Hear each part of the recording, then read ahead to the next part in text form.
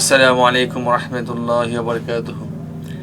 সম্মানিত দর্শক শ্রোতা, আল্লাহর এই দুনিয়ায় যে যেখান থেকে আজকের এই ভিডিওটি দেখতেছেন সবাইকে জানাই আন্তরিক শুভেচ্ছা এবং আজকের এই ভিডিওতে সবাইকে স্বাগত।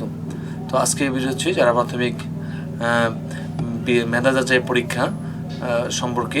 তো প্রাথমিকের মেধা যাচাই পরীক্ষা স্থগিত করেন হাইকোর্ট। তো চলন সম্পর্কে আমরা বিস্তারিত জেনে নিই। সরকারি প্রাথমিক বিদ্যালয়ের শিক্ষার্থীদের মেধা যাচাই পরীক্ষার উপর 1 মাসের স্থগিতাদেশ দিয়েছেন হাইকোর্ট।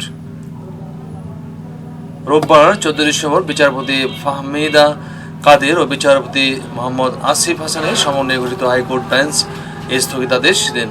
আদালতের এই নির্দেশের ফলে 21 থেকে 24 ডিসেম্বর পর্যন্ত নির্ধারিত এই পরীক্ষা আপাতত অনুষ্ঠিত হচ্ছে না।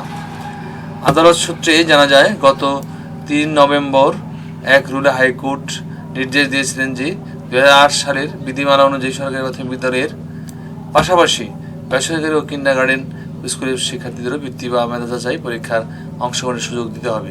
তবে প্রাথমিক শিক্ষা অধিদপ্তর পরীক্ষার নাম বৃত্তি পরীক্ষা থেকে পরিবর্তন করে মেধা যাচাই পরীক্ষা রেখে শুধু সরকারি স্কুলের শিক্ষার্থীদের জন্য সময়সূচি ঘোষণা করে একে আদালতের রায়ের সঙ্গে চতুরতা ও বৈষম্যমূলক হিসেবে অভিহিত করেছেন রিটকারী আইনজীবীরা। রিট আবেদনকারীদের আইনজীবী অ্যাডভোকেট নিয়াজ মুর্শেদ গণমাধ্যমকে বলেন, আদালতের সুস্পষ্ট নির্দেশ থাকা সত্ত্বেও বেসরকারি স্কুলের লাখ লাখ শিক্ষার্থীকে এই প্রতিযোগিতা থেকে বাইরে রাখা হয়েছে। এটা আইনের পরিপন্থী। আদালত বিষয়টি গুরুত্বের সঙ্গে নিয়ে এই পরীক্ষা কার্যক্রম 1 মাসের জন্য স্থগিত করেছেন। এর আগে প্রাথমিক শিক্ষা অধিদপ্তর জানিয়েছিল যে OMR পদ্ধতিতে বাংলা, ইংরেজি, গণিত, সাধারণ বিজ্ঞান বিষয়ে এই মেধা যাচাই পরীক্ষা অনুষ্ঠিত হবে। প্রতি পরীক্ষার্থীর জন্য 100 টাকা ফি ও নির্ধারণ করা হয়েছিল।